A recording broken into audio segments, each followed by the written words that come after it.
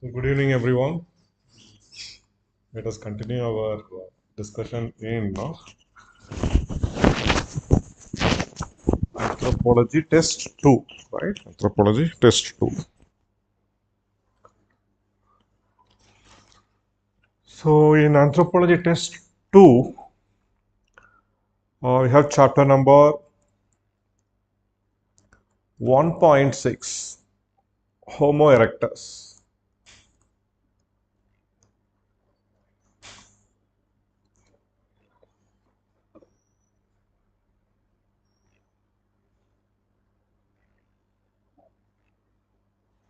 Homo Erectus.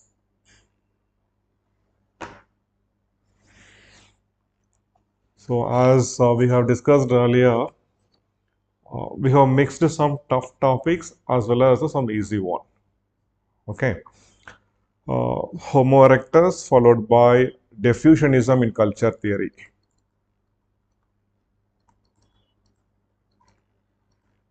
Diffusionism in culture theory. Followed by 2.1 in paper 1, that is culture, nature of culture. And then 2.2, nature of society.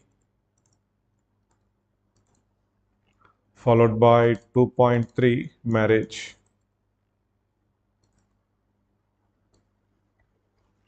And we also have one small topic from paper 2, chapter number 6.3 in paper 2, developmental projects. That is developmental projects and tribal displacement and related tribal issues. We even have one separate term called as project affected people. Project affected people. Okay. So let us first discuss few things about Homo erectus.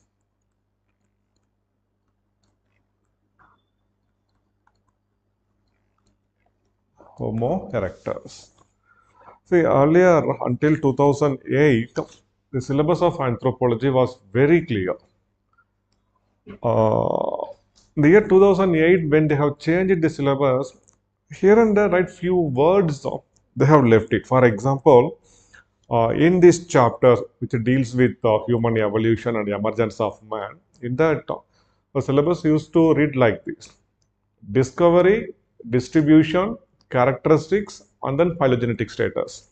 Now the term discovery is missing in our syllabus. If you have a clear look, right, the term discovery is missing. But though it is missing, uh, the discovery of these fossils are very, very important. Very, very important. So there is a need for us to do that also. Discovery of the fossils also. For example, earlier in Australopithecus, we have discussed about the discovery of Australopithecus, like how it was first discovered by Raymond Dart. Okay, then the subsequent scholars, how they also where they have discussed the so what are all the fossils, where they have discovered it from, etc., etc. Similarly, in Homo erectus also, to some extent, we need to discuss about the discovery of the fossil by one great person. Number one,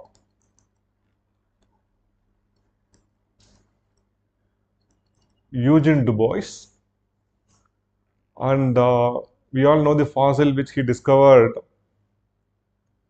He named it as Java man. Good, the very famous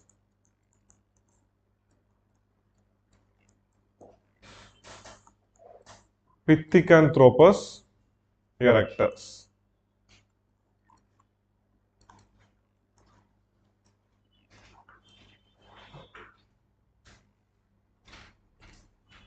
So, what do you mean by Pithecanthropus erectus?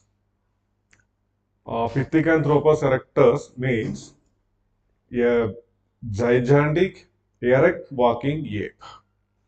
And you should know about the pain which he took to discover this fossil. This Dutchman was posted there in the British East Indies for a military assignment. Later, he went on there in search of the missing link. So first what he did, he recruited few local people to work with them in the jungles. By then, Java was still a equatorial rainforest. Now the island of Java got cleared completely and it is completely human habitation. Hardly we can see any forest in the island of Java. So all the equatorial forest in Indonesia are confined to other islands and in Sumatra. But in Java alone, we do not have any forest now. But when he was working, still the equatorial rainforest was there, and he was working there in the jungles. He recruited few local people, and worst thing was they all got infested by malaria, infected by malaria. And even he also got the infection. He went back to Europe, he got himself cured, and he came back. And in this process itself, a few of his workers died there because of malaria. And then second time when he was working there, the cave in which he was working collapsed. It was again a very narrow escape for him. He was saved from the debris there. Third time, one tiger, it came into the cave where he was working. We thought it's over. But even the third time also somehow uh,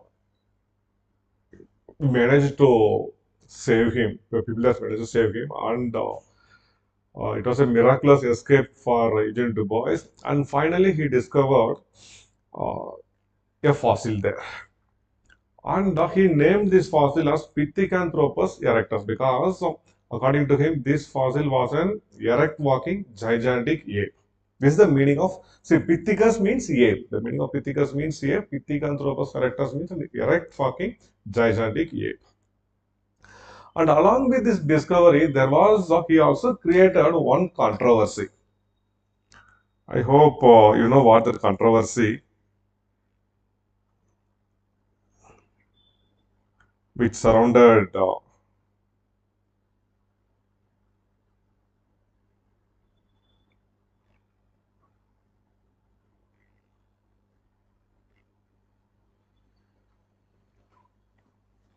the controversy which surrounded the discovery here. So after the discovery, he named it as Pithecanthropus erectus. Everything was fine.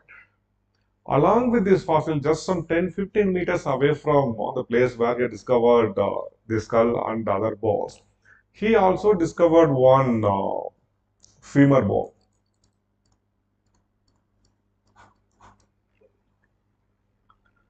And he thought that this femur bone is also a part of this fossil only. But this was refuted by most of the other paleontologists and other anthropologists, saying that no, no, no, Agent Du Bois, this femur bone cannot be a part of the fossils which you have discovered. And it was during this time the very famous Piltdown forgery.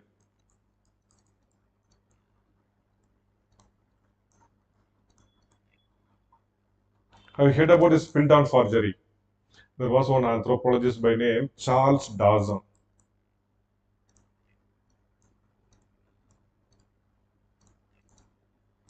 Charles Dawson. There was even one committee called as the Piltdown Committee, which probed the issue. So Charles Dawson, he discovered one fossil and he termed that fossil as a missing link, and that fossil created a huge revolution. He said it is a missing link between the apes and the human beings. But when he presented that fossil, anthropologists were not so comfortable with the dating techniques. But his bad luck soon, in a matter of under 10 years, when our anthropologists become comfortable with radiocarbon dating, the fossil presented by Dawson, it was also dated. And while dating, they have found that the skull belonged to that of an ape and jaw that of a human being. It was a forgery. A very big forgery was unearthed. And this discovery also came almost at the same time, and many refused to accept this femur bone as a part of uh, that Pithecanthropus erectus discovered by Eugene Du Bois. In fact, Eugene Du Bois, right, he was a bit irritated by this development. He concealed all his findings in a box and he didn't open it for a few decades. Here. Okay. So this femur bone, this femur is famously called as a trinial femur. Trinial femur. Trenil femora.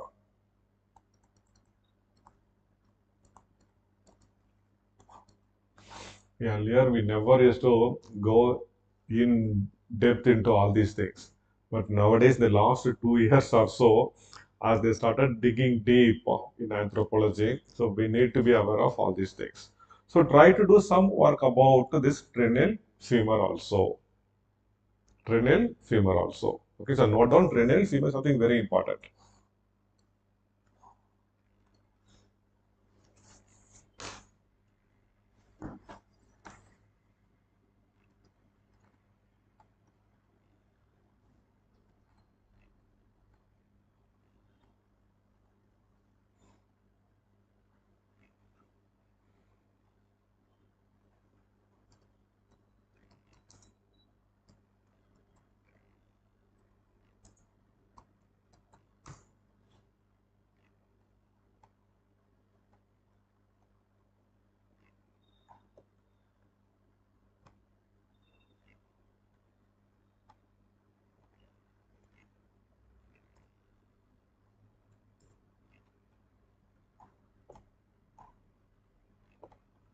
This is that famous trenil femur which he discovered.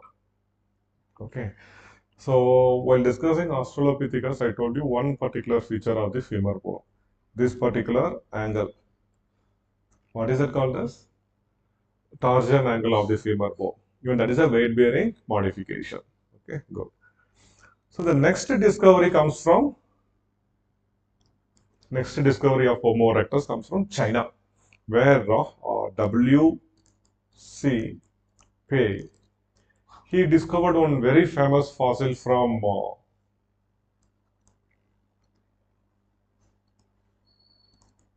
Zhongshan in China, correct?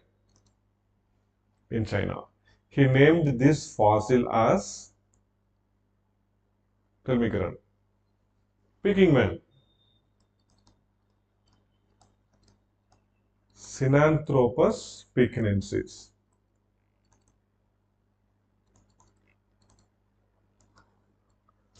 So, what is so interesting about the discovery of this fossil? See, the Zhongshan, this region, this is located so 40-50 kilometers away from Beijing.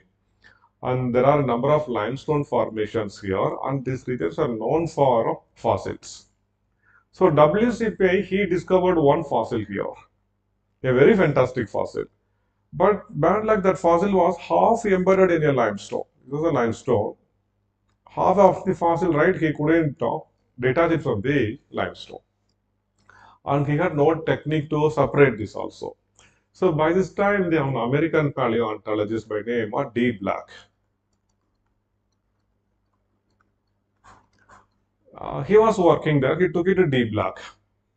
It took a very long time for Black to treat this fossil chemically, so that chemically, right, that limestone gets separated from the bone, and he extracted that.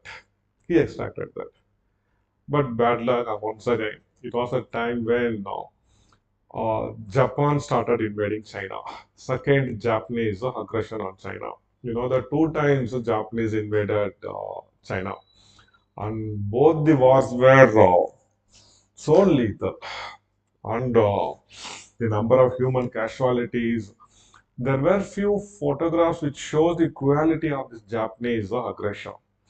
In the streets of Beijing, one Japanese soldier will be walking, holding two Chinese soldiers' head in his hand. So now D Black was forced to leave China.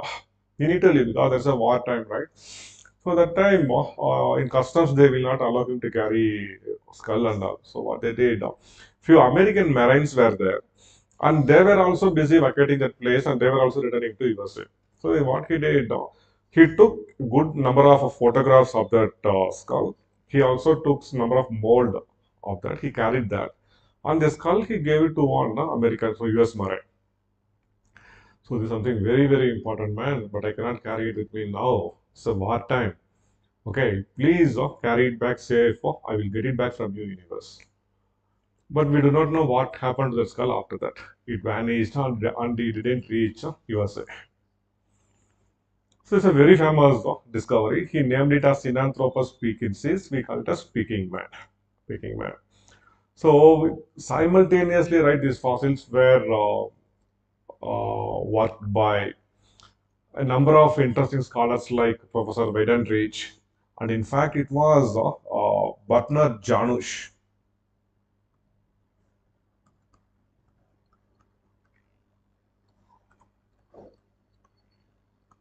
who, after studying all these fossils, right, he also compared the Java man, also Peking man, and finally he came to conclusion that both these fossils belong to some same species only, and it is he who coined the term Homo erectus. Homo erectus. So there is something important about the discovery of Homo erectus also. Okay, about Zaukudian.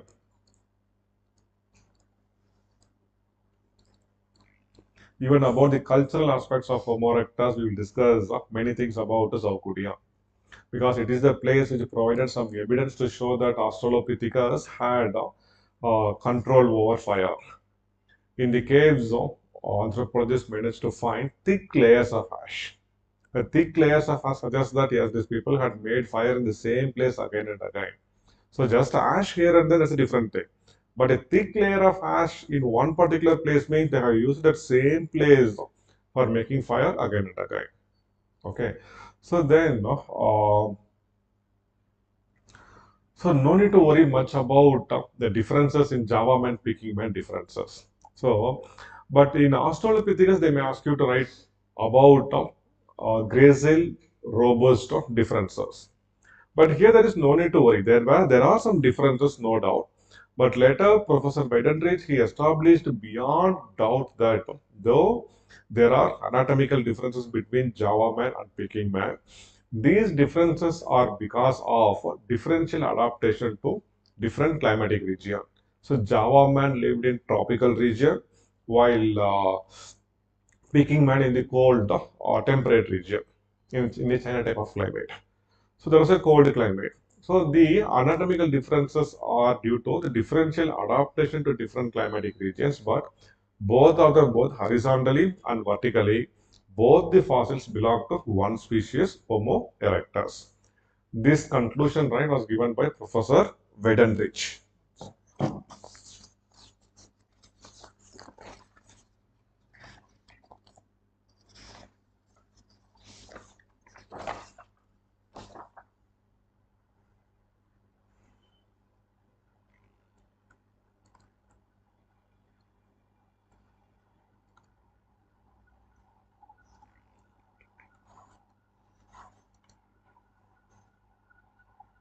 Okay, so in the phylogenetics, when you write about the phylogenetic status of Homo erectus, the most important thing is there are a number of anatomical features which shows that Homo erectus are truly human.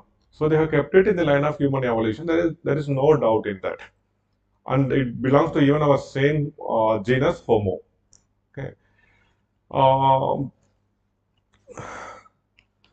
the issue in the phylogenetic status here is the phylogenetic position of two species. One is Java man, another one is Peking man. So here we need to write about the conclusion given by Professor Weidenreich that according to him, though both belong to a different region, both belong to same species only. The differences here are because of differential adaptation uh, due to different climatic region.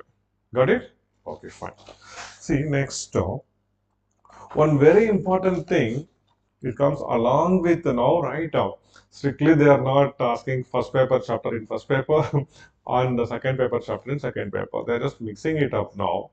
One very important issue associated with the Homo erectus is the Narmada man.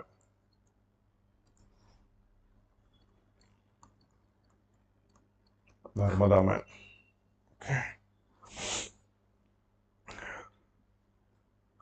So, Professor, we know that Professor Arun Sonakia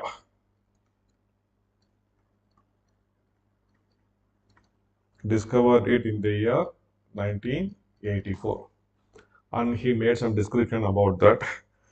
And later, this year, this was a question. right?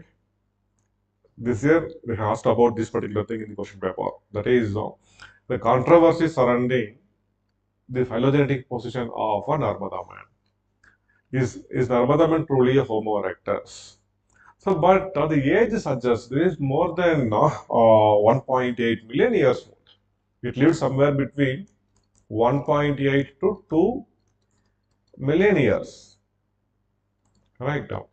So there is no possibility for this being a Neanderthal or even being a Homo sapien. So as a age suggests, this should be only Homo erectus. But this person, D. Lumley, Mary D. Lumley,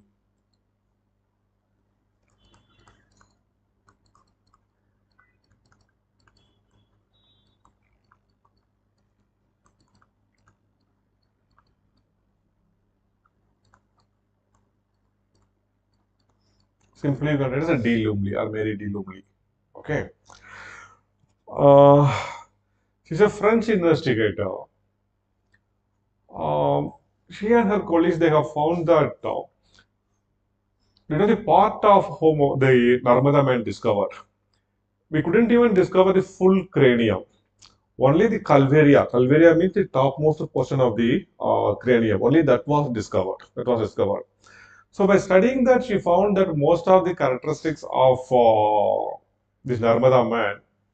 This reveals that these are not characteristics of Homo erectus, but that of Homo sapiens.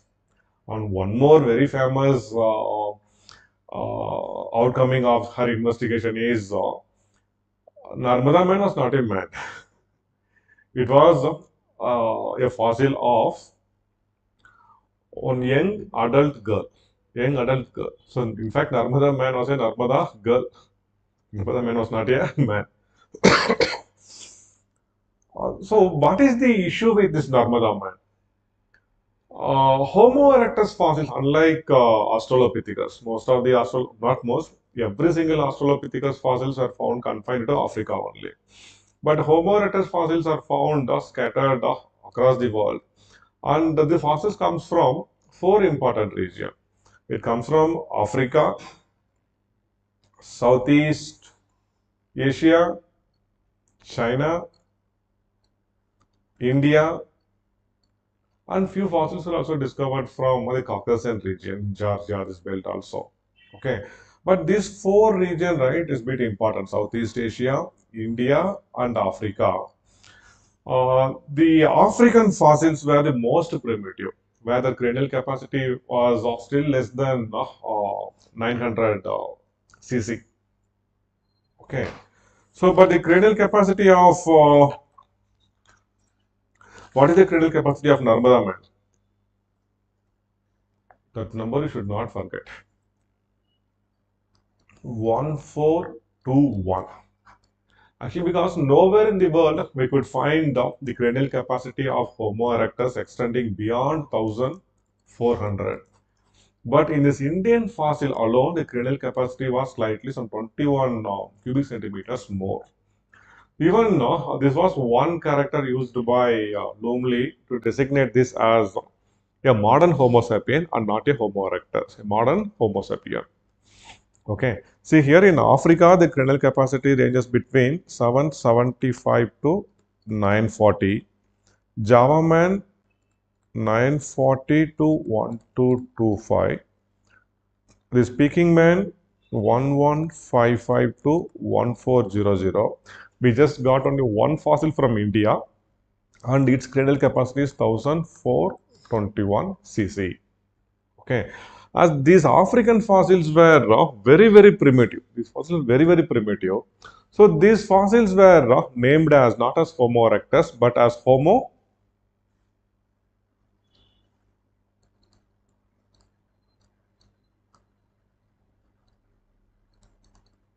ergaster. So do not forget this Homo ergaster also. So Homo ergaster is the African African form of Homo erectus. So we have named it as a separate species because of unusual low cranial capacity and primitive features. Got it? So are you okay with, so what are all the critical things which you need to know here? So instead of asking to write you as Homo erectus, they may ask you to write about Pithecanthropus erectus or Sinanthropus piquensis. Okay, trinil femur. Trinil femur, that may be a future question. Trinil femur. Then Homo ergaster. Homo ergaster. Got it? So apart from that, are you comfortable with the anatomical characteristics of a Homo erectus, human-like and simian features? You try your best. Okay, I will also share my notes also with you. Okay, just remind me.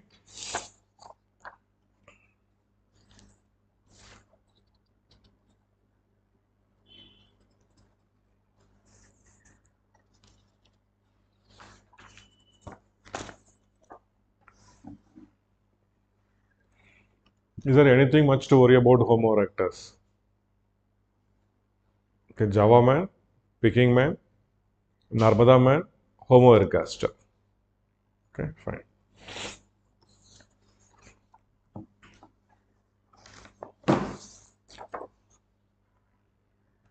And next is the culture theory.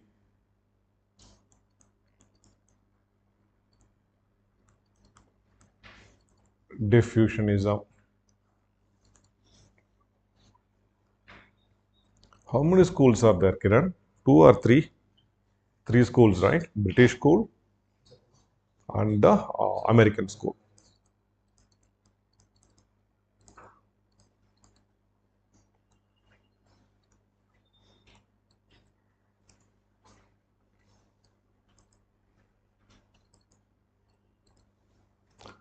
And British school, there is nothing much to worry. You know, this is a pan-Egyptian school.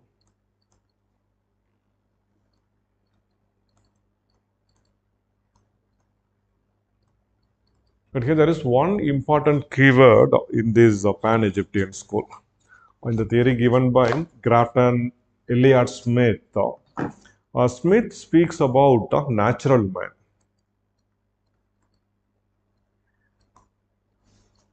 Natural man. I hope you will be okay with the assumptions and all, right? According to them, uh, culture is easily prone for imitation than invention. It is very easy for somebody to imitate somebody else's culture instead of inventing something of their own. So according to them, human mind is basically uninventive. So the uninventiveness is a very important characteristic of the British school of diffusion. In German school and American school, they didn't elaborate that uninventiveness, but it is because these people they want to criticize the evolutionary school. They just propounded a theory which is exactly opposite to that of classical evolutionism. So the most important thing is human mind. Most important assumptions are number one, human mind is basically prone to imitation than invention. Human mind is basically uninventive. Basically uninventive. Okay. And about progressive nature of culture. So it was W.H.R. Rivers who dealt with the degeneration of culture. So they are degenerationists. According to them, culture also degenerates. Also degenerates. Okay. Then parallels are due to diffusion of culture only. Parallels are due to diffusion. Then fine. While discussing his theory, Grafton Elliott Smith, he spoke about natural man. So natural man means he was a man who was not influenced by the Egyptian civilization, who didn't come in contact with the Egyptian civilization. So you can also draw one small chart to show Grafton Elliott Smith. Okay. First, the Egyptian pyramids. Egyptian pyramids. According to him, Egypt was the only center of civilization, and all the important innovations happened in Egypt. And the other people were the weak imitators of the Egyptian civilization, be it the American Indian burial mounds,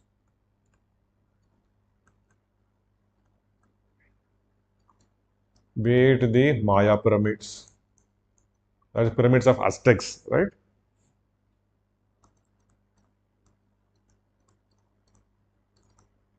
be it the stone hinges of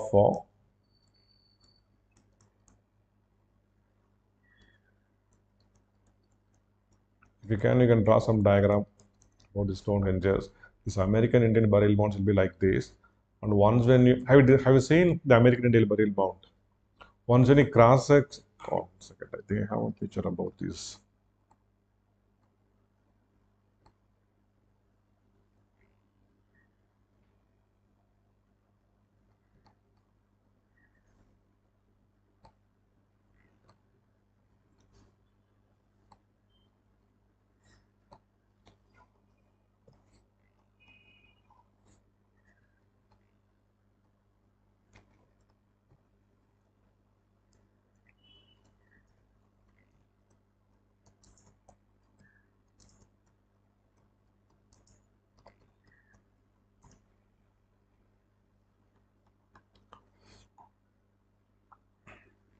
See this one. Is it visible to you? I'll just copy it. Wait.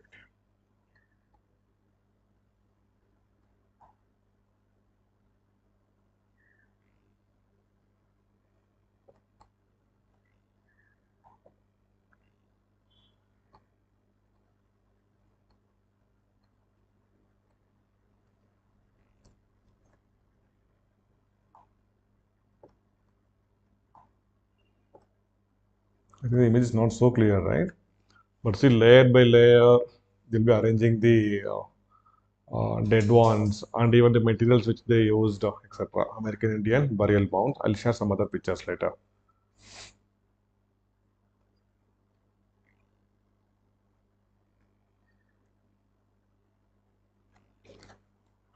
Japanese pagodas,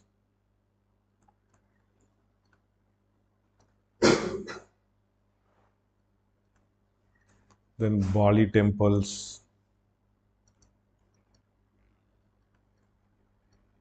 Just draw some diagram, something like this. Okay.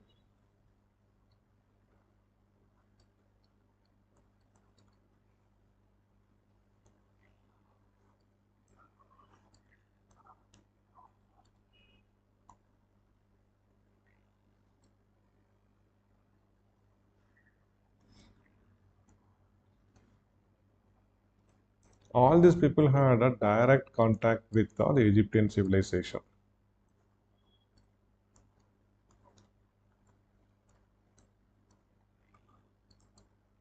And in between, there were natural men.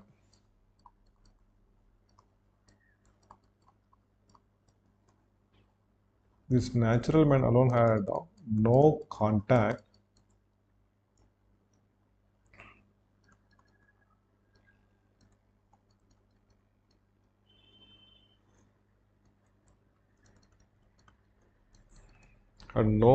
with the Egyptian civilization. And a revolution happened in the life of natural man when he established contact with the Egyptian civilization.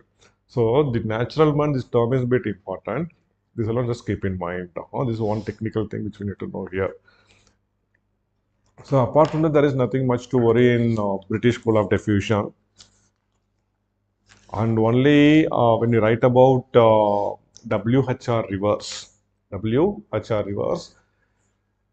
So here there is one small thing which will be good if you can add in your answer when you write about WHR reverse.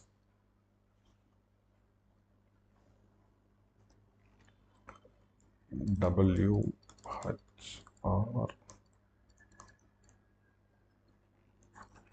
You know about the greatness of WHR reverse, right? He, as a part of the tourist expedition, he even came to India. For the first time, right, he explored the Todas in Nilgiris. And the so interesting aspect about Todas was though they were living in a mainland, not in remote islands, still they remain isolated from the rest of the population for few centuries. So they lived in inaccessible regions of the Nilgiris, or the Nilgiris. They were the most studied tribes in the world, in fact. Uh, we met one professor who is the deputy director in Anthropological Survey of India. So 20 years he worked among the Todas of Nilgiris. He used to say if you go there to see Todas in Nilgiris, they speak about every single anthropologist. They speak about Malinowski, Ratley Brown, and if we Indians go, they will not respond to us properly. On the other hand, if they are foreign anthropologists, because they pay them in dollars, right? They used to open their mouth properly to them only to speak about all the aspects of life. So we know even Radcliffe Brown was a WHR reverse student. In fact, it is Seligman and Rivers, right, who made Radcliffe Brown to go to Andaman and do the work among the Andaman Islanders. Okay.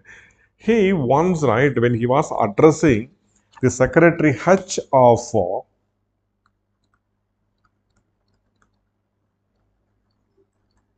Secretary Hutch of British Association for the Advancement of Science.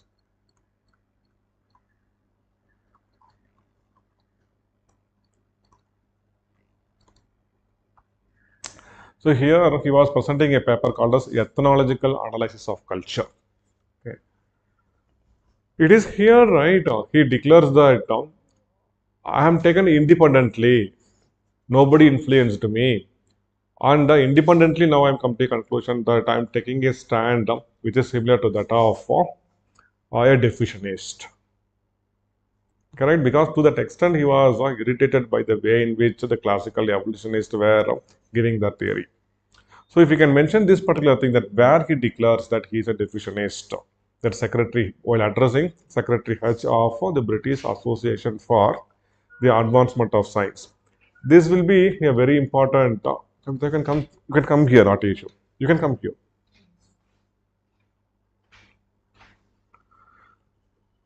Okay.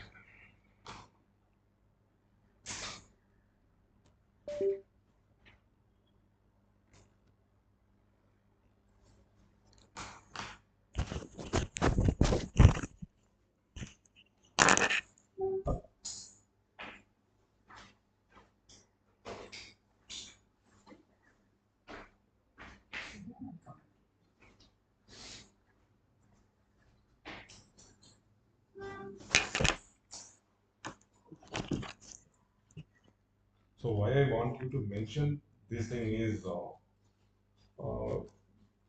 so for you from technical background for you people, right? This may not be something very big. But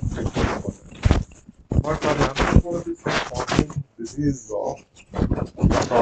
for whom they are dealing with this for decades together.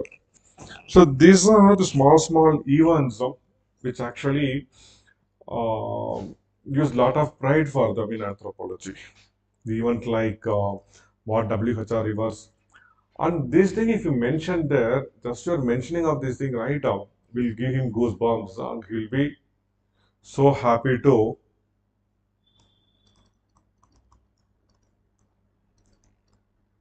He'll be so happy to give you at least one extra mark. It matters a lot. Okay. And not just with that, actually, this type of inputs, right, will altogether change your opinion uh, in anthropological perspective. And your examiner, right, that will influence him a lot.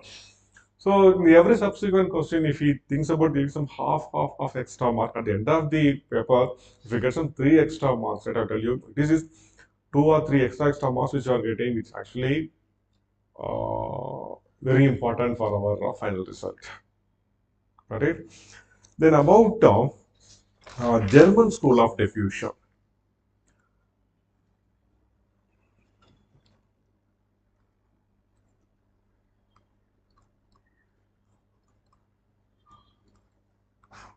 There is one concept here which will be used by most of the scholars here in a different term, in a different way. What is that? It is culture circle school, called culture circle or culture district school. That concept is called as a criteria of form.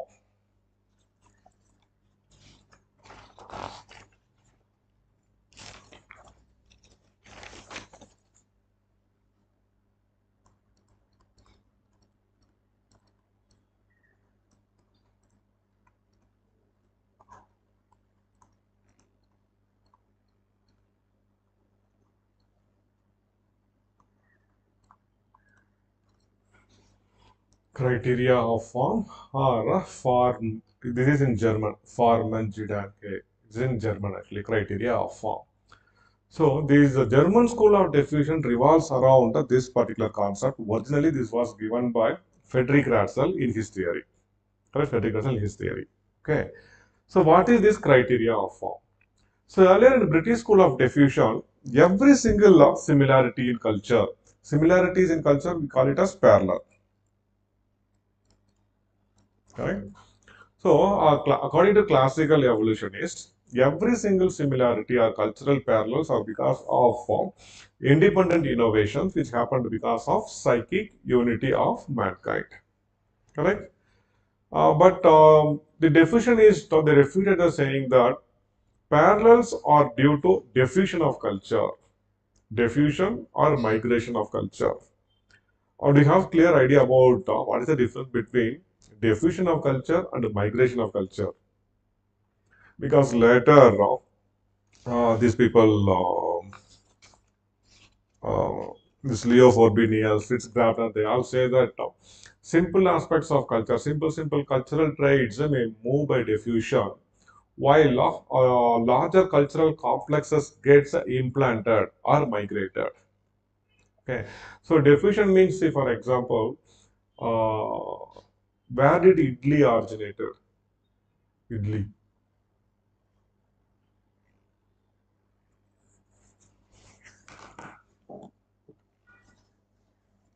Okay, where did idli? Many say from Karnataka. We are not sure about that. Idli. Okay. So let it be. But here it should be Ragi Mode, right? It should be Ragi Mode. Say for example, let the main rice belt of this region, Kaveri Delta. So people they might have started using making idli or dosa there. Then from there, right, people in the nearby place, so they may copy that. From there, it might have migrated up to Pala, then up to Krishna River. Then slowly, if it moves, right, this we call as diffusion. On the other hand, we are also eating pizza nowadays, right? Spaghetti. These things are this also becoming very handy nowadays. So it didn't migrate from Italy or France. It didn't diffuse into our country, but rather it got migrated. Somebody from here went there. So it didn't come to like somebody from Turkey copied that from Iran, then to Pakistan, Afghanistan. Not like that actually. So somebody here from here, they went there to Europe, they learned that art of making this, they borrowed it and they came back and cultural traits got migrated.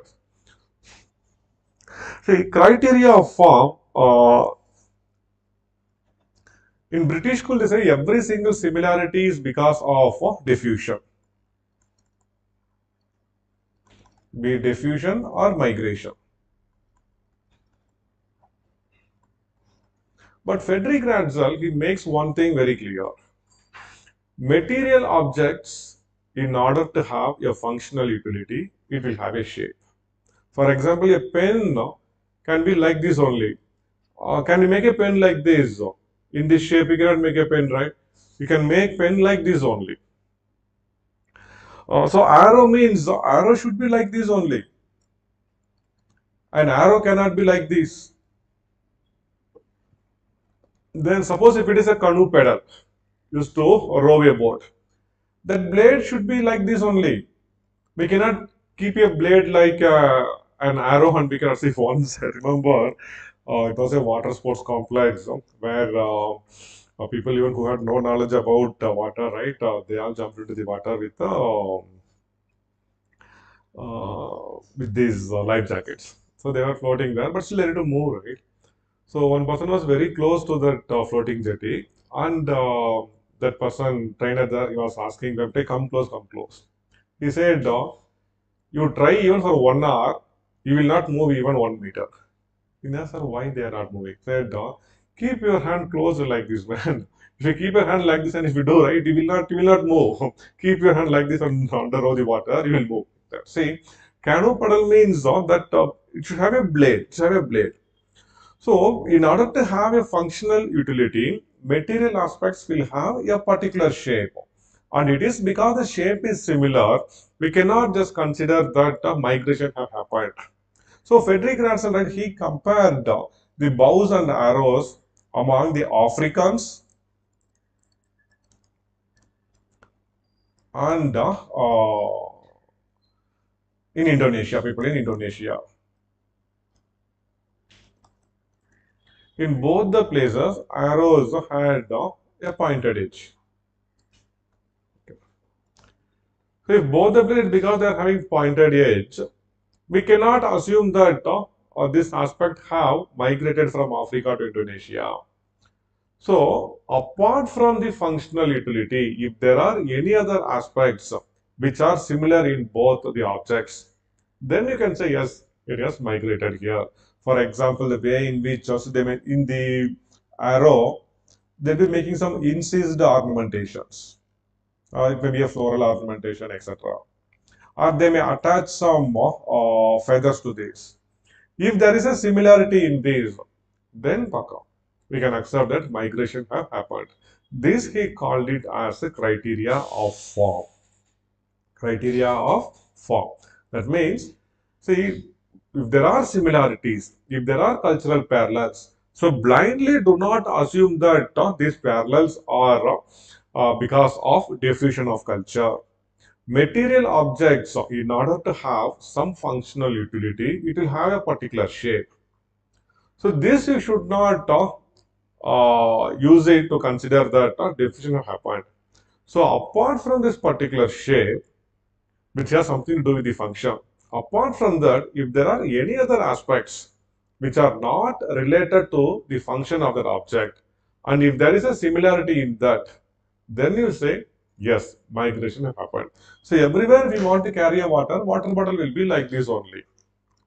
But if there are some, see, if there are some ornamentation in this, for example, there are some designs here. If there is a similarity in this design, then we can accept here the same thing have migrated here. Got it? This is criteria of form. This particular thing, right? Different scholars have discussed in a different name. For example, Leo Forbinius, he had developed geographical statistics and developmental.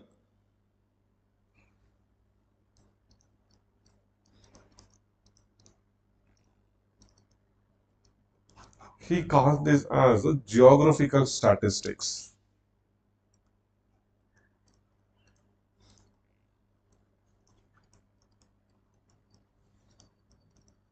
Geographical statistics, and then DLPT, developmental or biological criteria.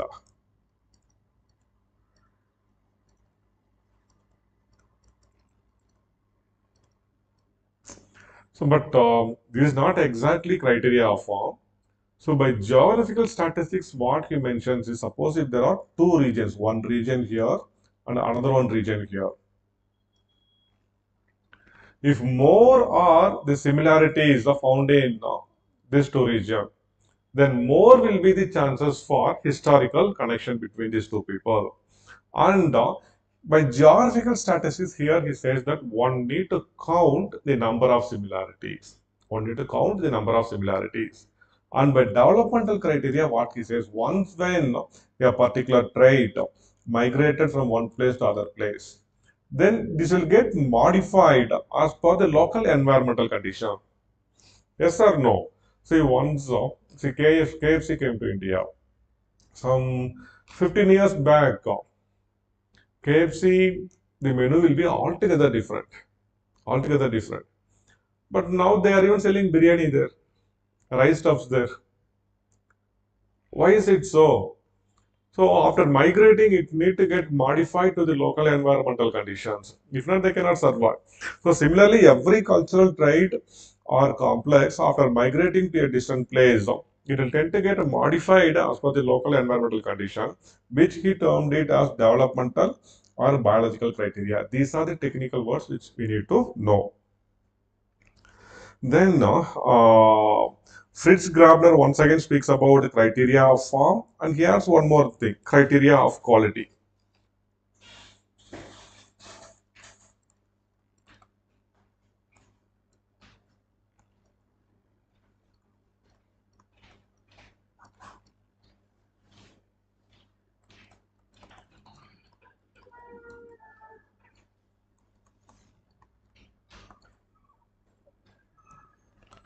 and criteria of quality. This criteria of form, right, that remains the same actually. But by criteria of quality, what he says that the criteria of quality, uh, the probability of historical connections between two distant regions increases if it shows more number of similarities. So these are the technical words: criteria of form, criteria of quality, biological criteria, geographical statistics. So these things alone try to make yourself 100% thorough. Because if they want to confuse us, right, they may confuse you by asking you to elaborate these technical terms. Okay. Then in American School of Diffusion, there are a few more things which we need to know. So we know American School of Diffusion is also called as culture area school. It is culture area school.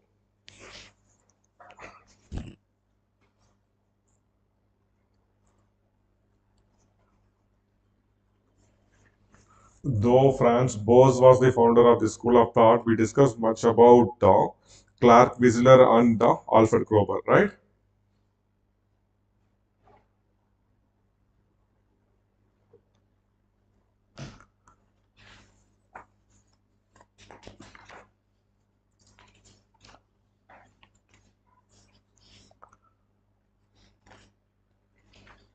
So we might have read about how Clark Wissler modified the Mazan's concept and how many areas Clark Wissler have listed.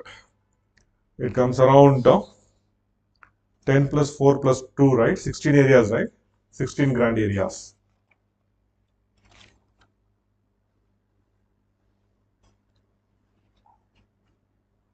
So 10 plus 15 grand areas.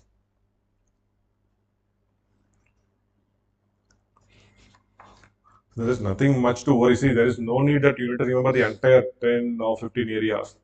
You can mention that he had made 10 in North America, 4 for South America, and 1 for Caribbean. And if you cannot write all the 10, right, you can mention so 4 or 5 and 10 like that. Okay, so they will not worry much about that.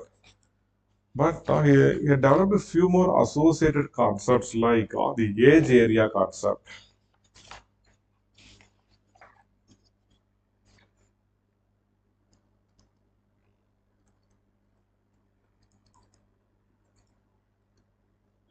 Clark Wissler and this concept of age area.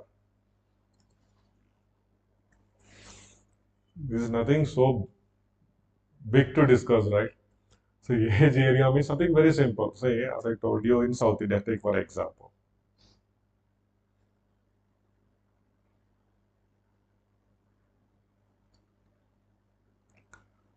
Okay, let us see. Idli found its origin somewhere here in this region. Slowly, this will diffused, and now it has diffused almost to North Indian plains. But Himalayas here, it forms a very big barrier. And what they said is true, right? It's true actually. See, culture migrates or culture diffuses until nature imposes a restriction on that. It may be a natural boundary, it may be a mountain, it may be a river, it may be a desert, etc., beyond which cultural traits may not have moved. See the Himalayan mountains. Here we have the Tibetan plateau. Okay.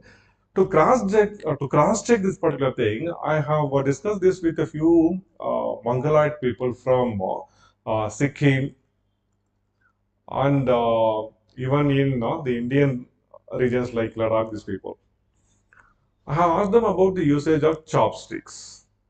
Chopsticks. So though they also belong to Mongoloid race only. See, if you go to Tibet, everything they use, they eat using chopstick only. Whatever you give, they use a chopstick, they eat using that only. Same is the case up to Manchuria. But this particular aspect of though the chopsticks were used by the Chinese for more than 3000 years, it didn't manage to penetrate this side, it didn't manage to cross Himalayas. And even the Mongoloid people who are living there in Sikkim, they are not so comfortable with a chopstick. We are also new to this. On the other hand, there is one Tibetan settlement, there are three, and one very large Tibetan settlement in Karnataka, in Bailagupe. If you go there, right, they sell these chopsticks. And earlier, when this mainland China, when they were in their peak of the business, but now almost they got destroyed completely. I'll tell you, there used to be one in the outer ring road, somewhere near Hebel. It used to be like a five-star eatery where the quality of the service used to be very awesome. They used to provide us chopsticks, and if you request them, right, they'll come and teach you how to hold a chopstick and how to eat using that. So that culture it didn't penetrate beyond Himalayas. See the idli, it moved up to this direction, right? If you look at the age here in this region, it will be very very new. Maybe in the last 30 or 40 years only they will be known to exposed to idlis. Here in this area, maybe up to maybe since some 200 years they may be eating idli. Here traditionally. So age of a particular cultural trait, how long it was there in a particular phase, it decreases once we move from that area called as cultural intensity or what is that area called as? Where is a cultural climax? Cultural climax. See, while discussing Clark Missler, we need to discuss about this age area concept, this one. And along with that, Clark Whistler, he discussed about, see one second, I will make it very clear here.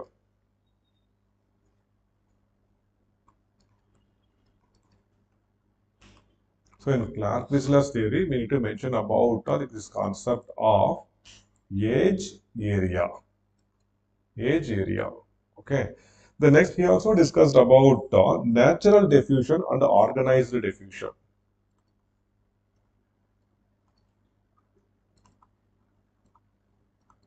Natural diffusion and organized diffusion.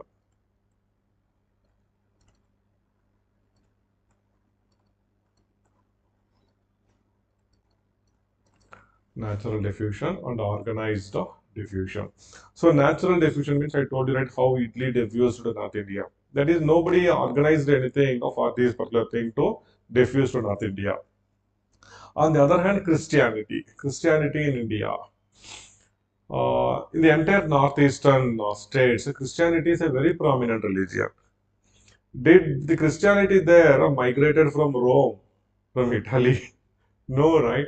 So Christian missionaries, they organized, it was an organized diffusion, okay, to spread their gospel, to spread their religion there.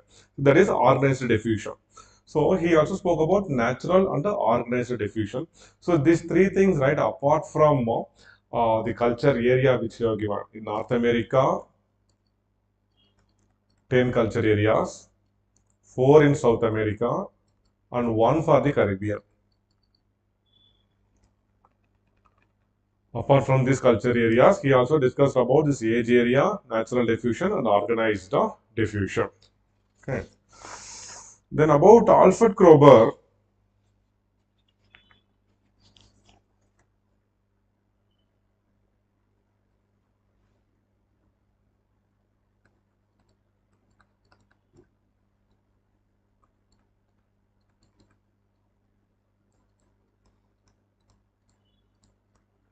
when you ask about Alfred Kroeber's theory, right, instantly people, irrespective of writing about other things, right, they'll write about this one particular thing.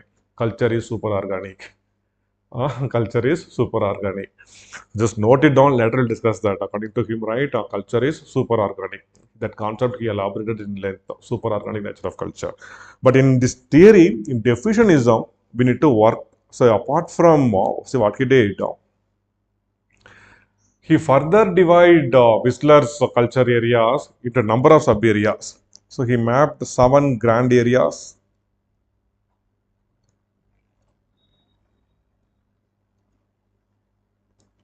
21 areas, and 63 sub areas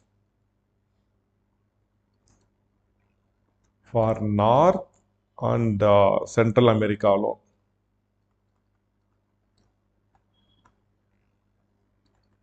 So apart from that, Kiran, are you comfortable with this culture area theory?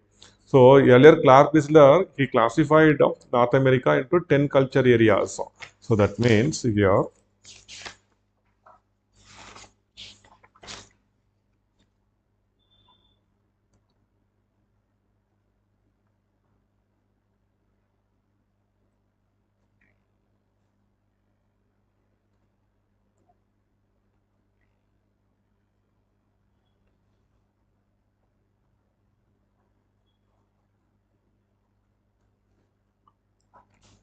so he classified this entire North America into 10 culture areas. For example, Eskimo. Let this be the Eskimo area. Let this be the North Pacific coast. So that means the culture which developed in this region, it managed to spread, but because of the natural boundaries, it couldn't manage to penetrate further. For example, the European culture.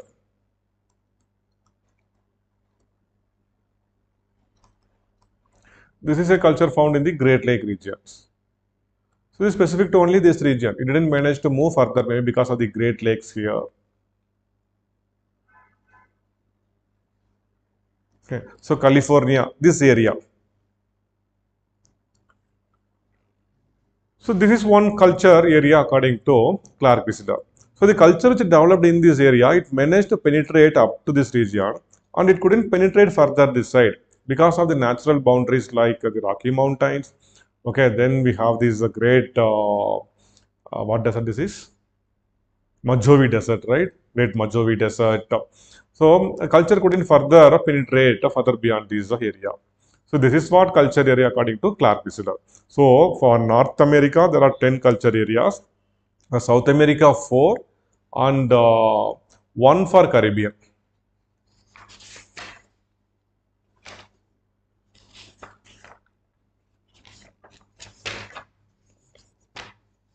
So Kroeber, he further subdivides this into grand areas and sub areas.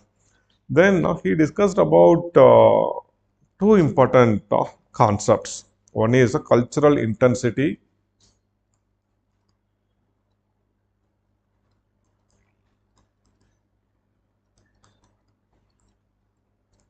and the culture climax.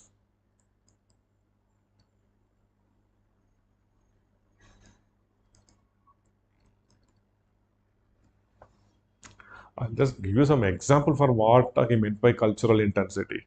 Okay, so speaking Bengali language, there is an aspect of culture.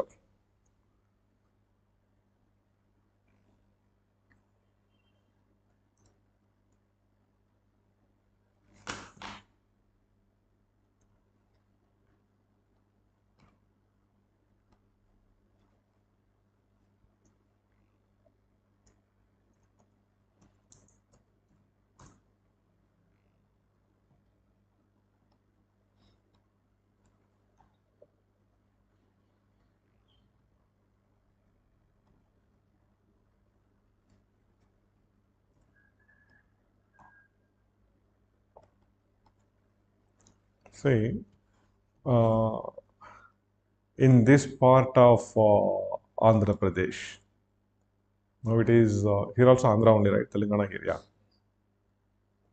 People here, apart from Telugu, they also speak a mix of Oriya, and to some extent Bengali also.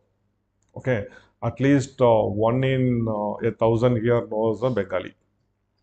If you move further here in Orissa, this belt, or even in some part of Jharkhand here, people have some idea about Bengali.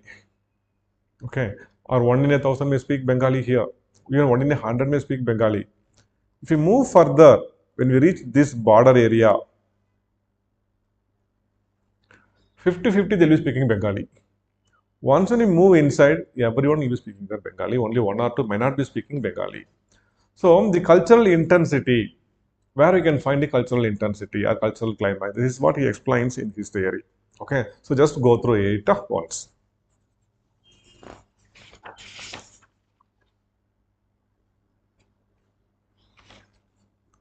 And finally, one more thing, the sensitive indicators, what he calls as sensitive indicators.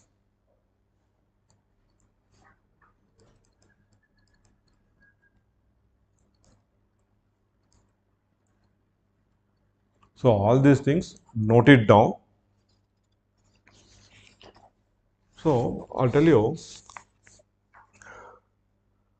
So this much time, right, I took to discuss of culture theory and the ape part because of the importance attached with this.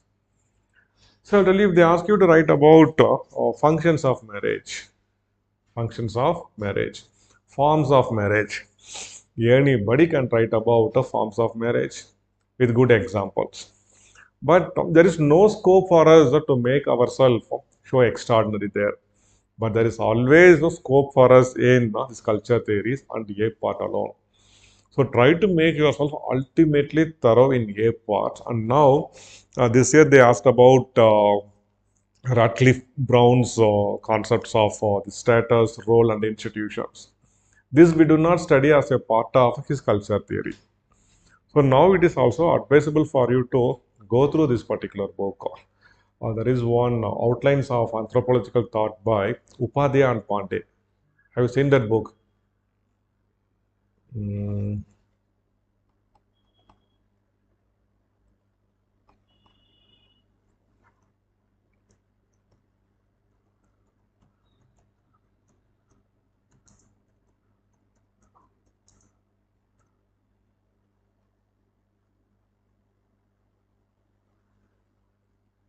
this is that book, History of Anthropological Thought by Upadhyaya and Pandey. Okay, this you cannot read and finish this.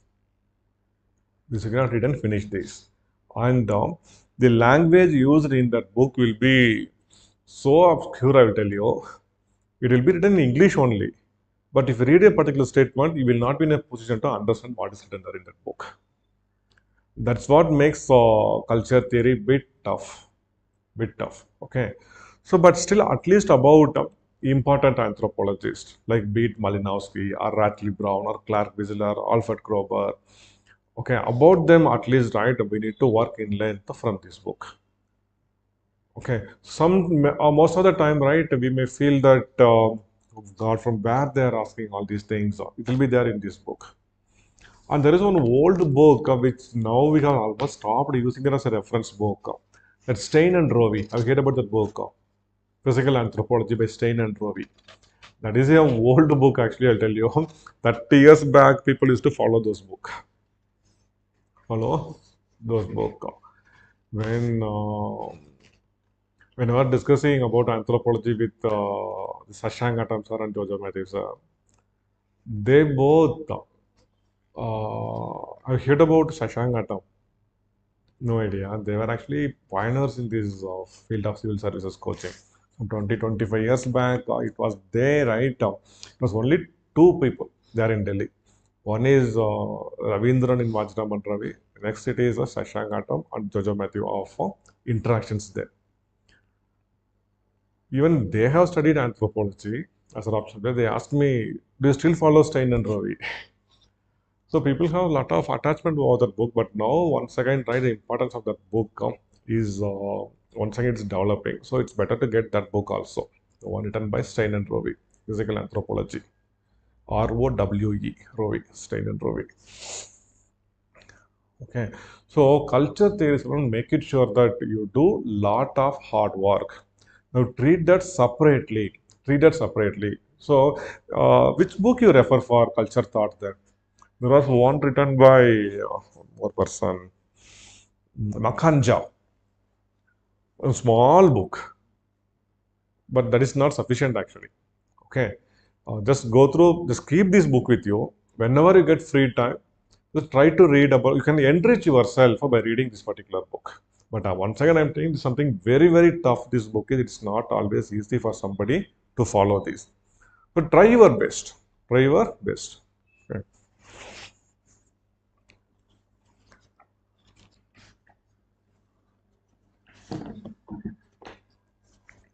And in the remaining topics, like things are a bit very easy only. Nature of culture, society,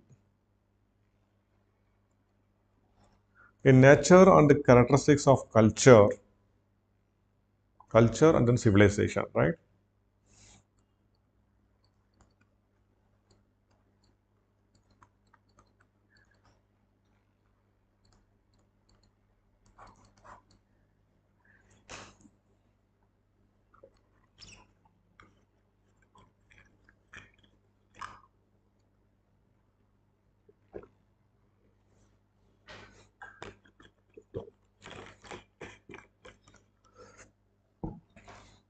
There is one important thing here in culture, that is ethnocentrism and cultural relativism.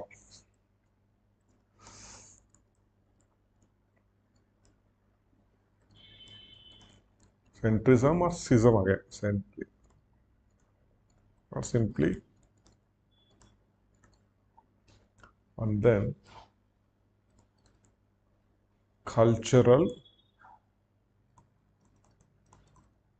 relativism. Okay, they keep asking about one particular thing: cultural relativism and human rights violation.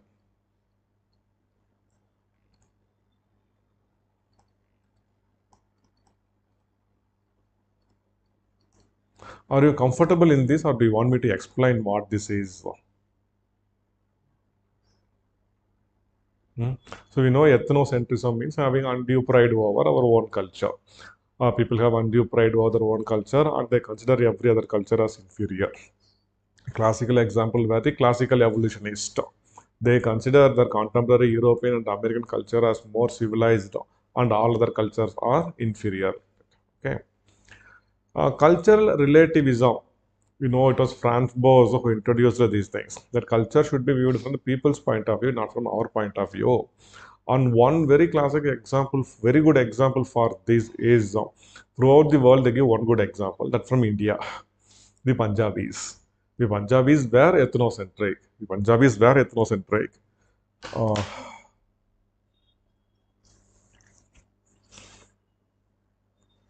they always consider their culture is very superior. And Punjab ke Uttar, if you go there only, we'll understand that they always think that all other cultures are inferior and their culture alone is us. They do not have respect for others' culture. And if somebody from South India, from TN or Kerala, if they go there, right, they look at them, hey, why these people are wearing slippers? See, we are always wearing shoes. We are so great. We are wearing coat. This is ethnocentrism. Cultural relativism means a view that people's culture from their point of view. See, in Punjab, for winters are very cold. There is no other option. You need to wear shoes. Even in summer, they are forced to wear shoes because heat used to be too much there. But in Kerala, TN where it rains like a hell for 6 months. At least for 6 months, there will be continuous waterlogged condition there. There we cannot wear shoes, right? And in a hot, humid climate, can anybody think about wearing coat? So they are having this culture means view this from their point of view.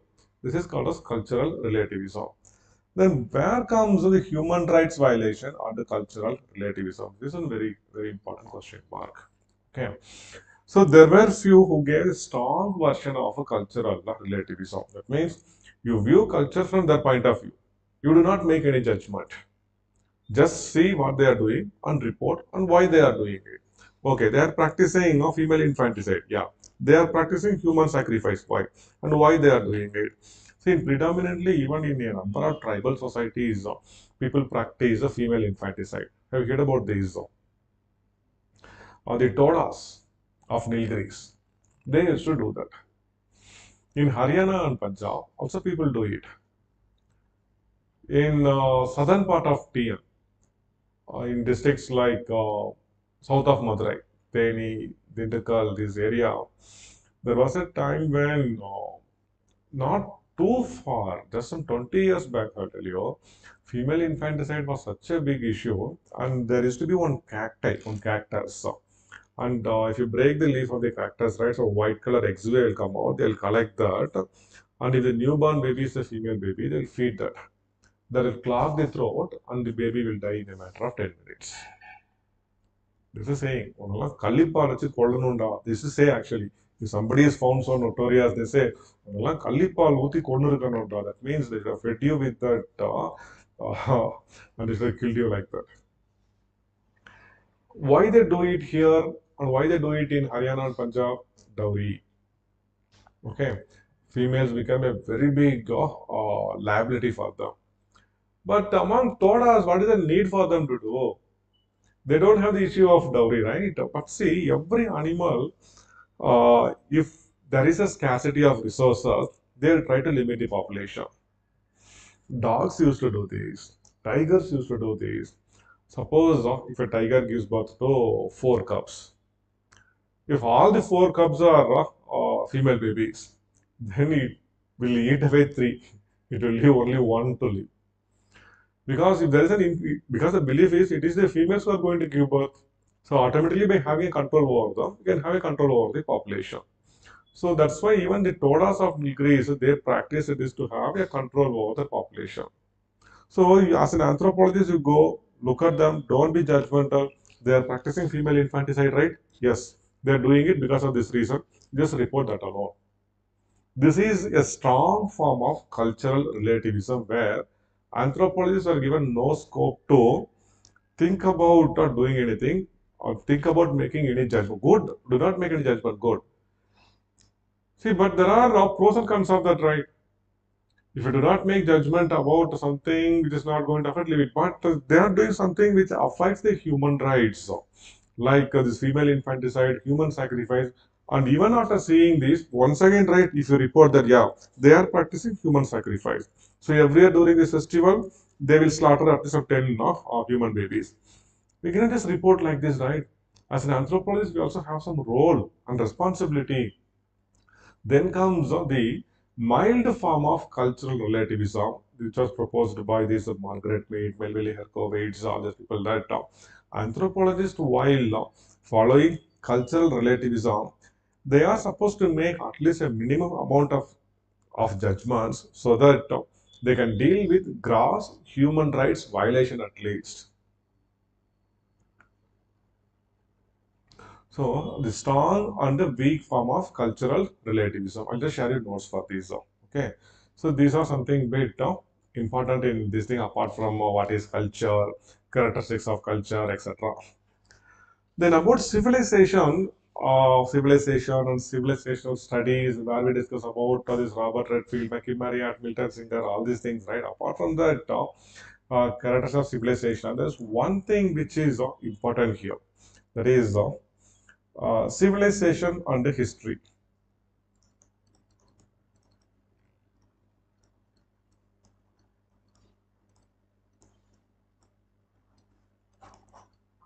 Many say history is the origin of civilization and vice versa. Civilization is the origin of history. Do you know how and why? Yeah, tell me.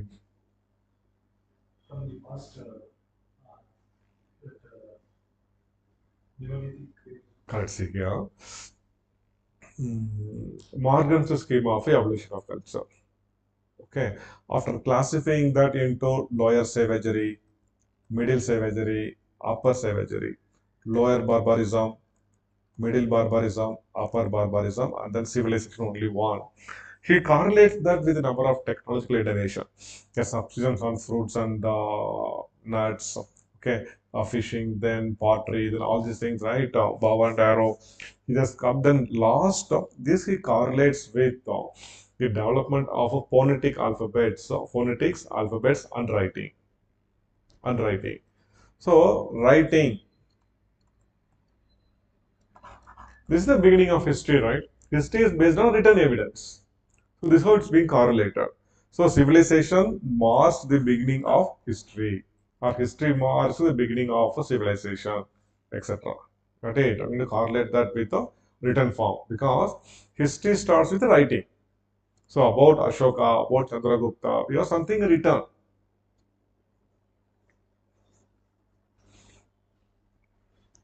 About this movie PS1. Did you saw that movie? You didn't see that movie, right? Actually, many were unnecessarily criticizing this and comparing that with Bahubali, this, that, and all. See, this is this was one book written some 70 years back, and Maniratnam he didn't do any artificially. So what was there in that book, right? It was tried by many to make a movie out of that. That was such a celebrated work. In fact, even now, right, it was one of the largest selling fictions in India. Even now, more than 1 million copies are sold every year. Okay. So since a few decades that people are reading that, he made that. And it was not so boring actually. If you do not compare with any other movie, if you go there and watch a period movie, right, you can watch that. Then the second half it comes about, it speaks about the Jagdishwara temple, which Raja Chora built. See, in that right, in that temple, in that inscriptions, he had mentioned every single person who had contributed for making the temple, including those women who carried water for the workers there. Every single people's name were written there in that. So it's the writing, right, which makes history about Chandragupta Maurya, about Ashoka, etc. So history means it starts from writing. So civilization again it is correlated with writing.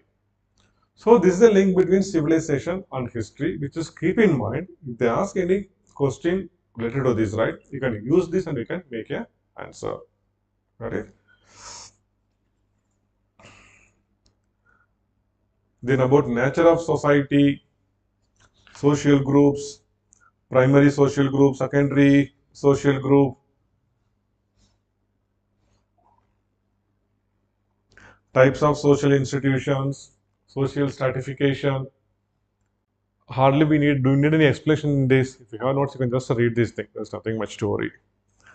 Then in the topic marriage.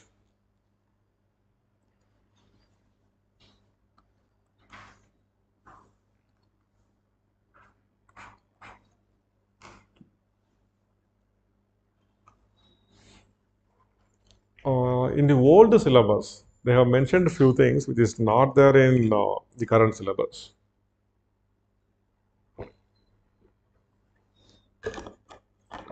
That is,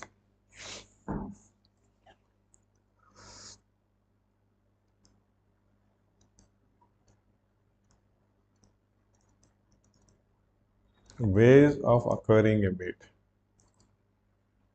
I think it was in the year 2013 or 14, I think. Okay, it was the time when they had changed the syllabus. And there was one batch which was completing fast for the main examination. I just asked them, see, it was not there in the syllabus now. Shall we discuss or not? I said, sir, leave it, sir. Let us just go ahead. I just left it. In that year's question paper, right, on the very front page, there was a question for 20 marks. So there are few things which we are not supposed to miss actually. I hope you have some idea about this thing, ways of acquiring a mate by negotiation, by service, then uh, by intrusion, by capture, by trial, by probation,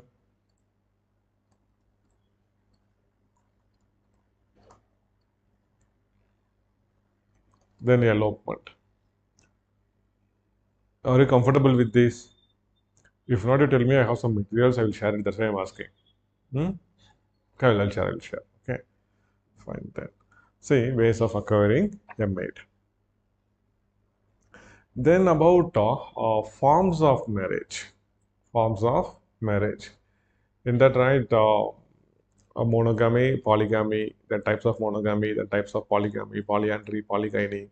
While writing polyandry, polygyandry, and group marriages alone, make it sure your examples are correct. Okay. For polygamy, you mention any tribe. For polygyny, you mention any tribe. Hardly it's of any issue. But when you mention polyandry, polygyandry, you need to be very careful with your examples. Can you name few tribes in India who practice polyandry? Long back, man, do not tell now. Okay, but that institution of visiting husbands, right, that prevailed almost till 1960s. After that came a number of reformist faction, and hardly they practice it now. Hardly practice it now. Yes. So, apart from them, hmm? Casas of Uttarakhand. Uttarakhand. Okay, Nirmal Kumar Bose written even one book actually, the Himalayan polyandry. Himalayan polyandry. Okay, but if you cross the border, right, in the Indo-Tibetan border, there are even many more tribes who practice polyandry. Ask him to read. Okay, polyandry. Okay, then mm,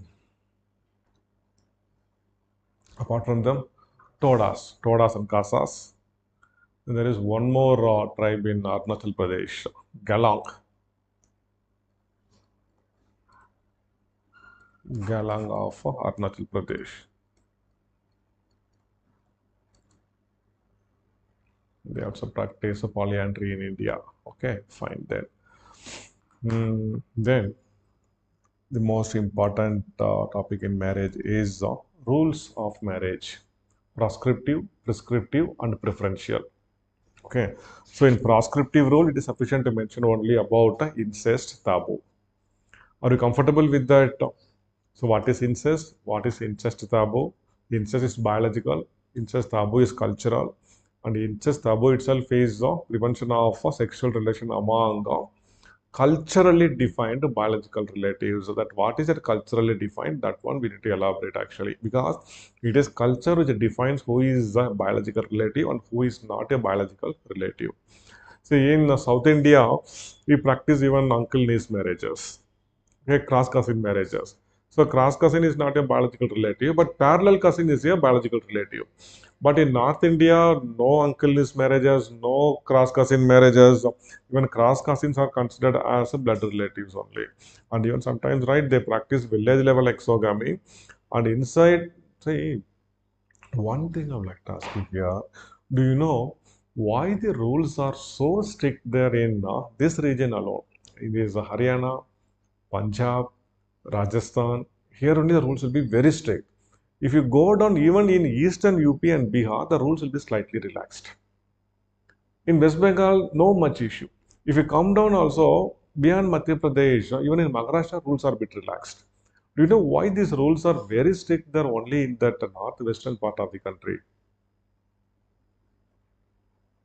There, I'll tell you with one example. It was during our college days. Okay, we better know, right, college days how boys used to be. One of my friend, he is from Rajasthan.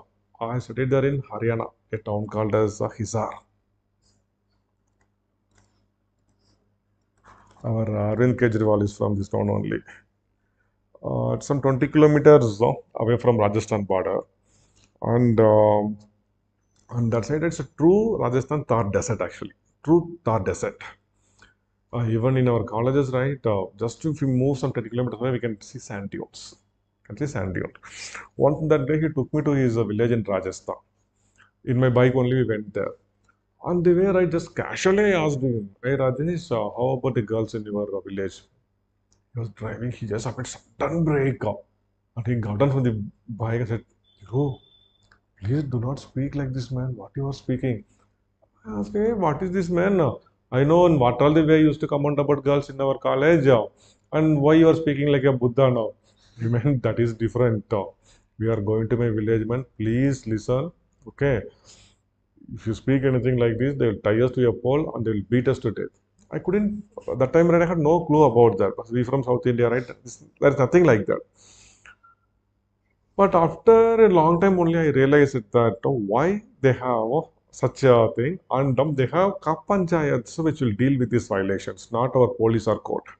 And if anybody is found violating these things, they will tie them to the pole and they will kill them, they'll stone them to death. Even same Gotra marriages are prohibited.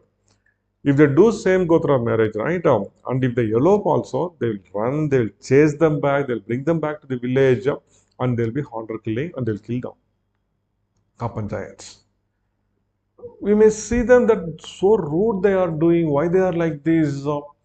See here, the reason is this North Indian, this particular belt.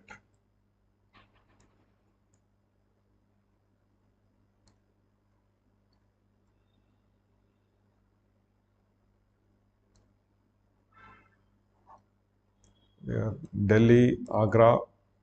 Okay, if you go this side, Lahore, Peshawar, Kabul. What is this pass? Khyber Pass. So this we call it as the floodgate for India. Most of the invasions came through this way only. Nobody can come through northeast, through oceans also except the Europeans. Okay. So every time when there is an invasion from, be it a Mongol invasion or be it a Persian invasion, the rulers from Delhi or Agra, they cannot take their army and go and fight. Instead, right, in this entire belt, they have kept the warlike people. They are loose auxiliaries. They'll be doing their work and they can take them for fighting. So Kabul is a garrison town. Peshawar is a garrison town. This pass, even now, it is occupied by the notorious Pathans, and it is difficult for ordinary people to cross through these Khyber Pass even now, even now, even now. Okay, you know, this is the pass which killed many great rulers. So then, if there is a foreign invasion, first the resistance will be there in Kabul.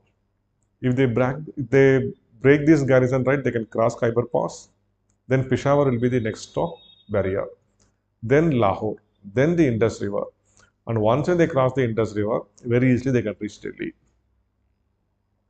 So this entire area was occupied by warlike people, so notorious. You don't know to what extent. Have anybody been to Haryana, Punjab, this region? You have been there. You better know about the people, right? Say, adrenaline rush. First, right, they'll give one tight slap. Then only they'll speak. If there's any road rage, right, here and all, see, we keep, there is one case again. Now Sidhu is there in jail, right? Or Navjot Singh Sidhu. Way back in 80s, do you know what happened? Uh, two guys, they went to some bank and they withdraw some money and they were returning back. The Sidhu and one of his friend in the middle of the road, right, he parked his car and he was partying, it seems. That day he kept honking, he didn't move the car. And there was some, so that he took one cricket bat and beat him in his head. That guy died. And that case went on for 30, 35 years and now they gave the verdict. 1 year imprisonment for Navjot Singh Sidhu. It's something very ordinary. There are will always there. People do not mind fighting, killing. And I have seen through my own eyes, parents will take their own son saying, yeah, it is he who did the murder. You take him to jail. They'll be having 5, 6 in their family. And if one goes to jail, they have a lot of pride there.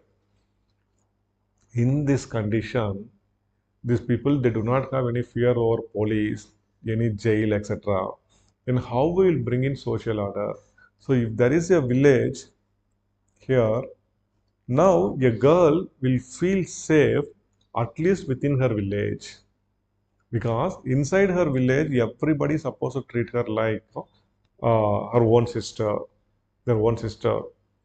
At least inside the village, she will feel, yeah, I'm safe here, right? And if somebody misbehaves, Kaf Panchayat is there, he will be killed. So this is why the rules of these incest-related rules are very, very, very, very tough here in this region alone. On the other hand, in Kerala, where they had no issues of foreign invasion, where there's a landlocked, again it is a isolated territory, right? One side ocean, another side Western Ghats. Nobody will think about venturing there. People had a lot of peace, and they had no much of these issues. Same is the case in Orissa, all this area. So now can you understand why the rules are very tough in this area alone? Hmm? So about incest taboo, it write these things, why it is culturally defined. Then this person, Peter Murdoch, he speaks about few things like few rules in incest. Like once when we move away from a nuclear family, incest taboo applies with a diminishing intensity, though we address the kinsman using the same term. Okay, so like this, he speaks few rules, Peter Murdoch. Then there are few theories which deals with the incest taboo. Functionalist theory again, psychological theory by Sigmund Freud. Then Seligman and Brinda, they gave one sociological theory. So these alone try to make yourself very, very thorough. And Lewis Henry Morgan, this biological deterioration theory, that is inbreeding. So if people continue to follow incest, then there will be inbreeding depression. So all these things, that the theory alone try to make yourself very, very thorough. Okay. Then apart from the other things, right, like these preferential marriage, that we can write. It's not a big thing to worry. Then the next challenge for you comes in this area, that is universal definition of marriage. Guys, tell me, are you comfortable in that topic? Universality and universal definition of marriage. This is one area where people used to fear a lot.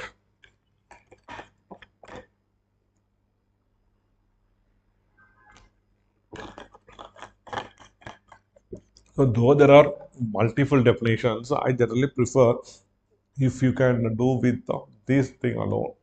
So we know that marriage is universal, but because of the variations, now hardly we can find a single definition into which we can fit all the known forms of a marriage. The first one we can write about the Westermarck's definition. So he defines like a marriage is a relation between one or more men with one or more women, such that equal role and all these things, right? Okay. Then why we cannot fit that? Why we couldn't fit this type of marriage, that type of marriage into this? Then the definition given by Malinowski, Ratley Brown. Then the one given by Notes and Corys and Anthropology. Then little bit about Peter Murdoch's. Then after that we can discuss about Katalin Goo's definition. Okay, marriage relation between between such that the children born to them will be accorded a full birth rate status similar to all the members of the society. That one definition, right? And she made the definition thinking in mind only the Nayar's form of marriage. And though we can fit Nayar's form of marriage into that, still there are other forms of marriage we couldn't fit into that. Why it is so? So that you can write and you can complete that. Okay. So you just try your best. Okay, depending upon there will be one sure question about this. That's what I'm saying. Okay, so you write an answer about that. Then see your answer right. I'll just suggest you what best we can do for this universal definition of marriage. Okay, fine then. So about developmental projects and tribal issues, these are self-explanatory things, right? So that also you try your best. You try your best. So when shall we write this test? You decide and tell me. Okay, the question paper is ready with me. So when you are ready on that day, I'll give it to you and we can have a discussion after 2 days. Okay, fine that. Do you have any specific doubt in these topics? So I have given you some small critical inputs. Okay, so I'll tell you this examination right at the end of the day, it's not about the 99% of the work which we are doing. At the end of the day, right, it will be just like one or two words in the interview, or one or two good answers in our paper, right, which will decide our destiny. That's why we don't know where we will get those critical things. So reaching your stage is very, very easy. You can just reach your stage. So beyond your stage, right, I'll tell you, every single step is going to be very difficult. How you are going to upgrade yourself further, further, further. Okay. So I have close to around more than 15, 16 years of experience with this anthropology. So through my experience, at least I can identify few things. So you can make some future predictions also. That I'll try to make. Okay. Fine then. So read well. These notes, right, I will share it with you in WhatsApp. Okay. And if you have any doubts also, you can come and ask after also. Okay. Fine. Fine.